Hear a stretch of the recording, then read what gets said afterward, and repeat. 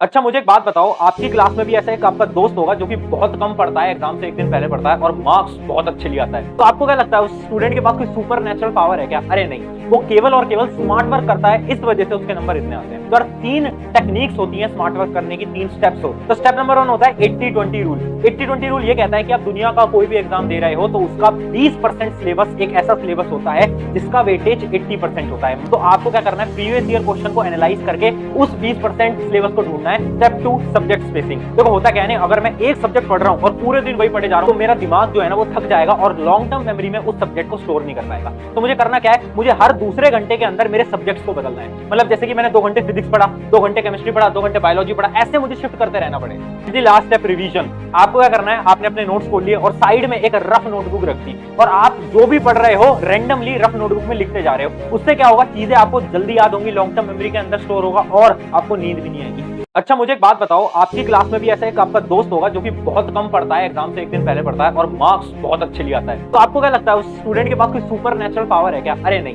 वो केवल और केवल स्मार्ट वर्क करता है, इस वजह से उसके नंबर इतने आते हैं। तो 3 टेक्निक्स होती हैं स्मार्ट वर्क करने की, 3 स्टेप्स होते हैं। तो स्टेप नंबर 1 होता है 80-20 रूल। 80-20 रूल ये कहता है कि आप दुनिया का कोई भी एग्जाम दे रहे हो तो उसका 20% सिलेबस एक ऐसा सिलेबस होता है जिसका वेटेज 80% होता है। तो आपको क्या करना है, प्रीवियस ईयर क्वेश्चन को एनालाइज करके उस 20% सिलेबस को ढूंढना है। Step 2 subject spacing. देखो होता क्या है ना, अगर मैं एक सब्जेक्ट पढ़ रहा हूं और पूरे दिन वही पढ़े जा रहा हूं तो मेरा दिमाग जो है ना वो थक जाएगा और लॉन्ग टर्म मेमोरी में उस सब्जेक्ट को स्टोर नहीं कर पाएगा। तो मुझे करना क्या है, मुझे हर दूसरे घंटे के अंदर मेरे सब्जेक्ट्स को बदलना है। मतलब जैसे कि मैंने 2 घंटे फिजिक्स पढ़ा, 2 घंटे केमिस्ट्री पढ़ा, 2 घंटे बायोलॉजी पढ़ा, ऐसे मुझे शिफ्ट करते रहना पड़ेगा। Last step revision. आपको क्या करना है, आपने अपने नोट्स खोल लिए और साइड में एक रफ नोटबुक रख दी और आप जो भी पढ़ रहे हो रैंडमली रफ नोटबुक में लिखते जा रहे हो। उससे क्या होगा, चीजें आपको जल्दी याद होंगी, लॉन्ग टर्म मेमोरी के अंदर स्टोर होगा और आपको नींद भी नहीं आएगी।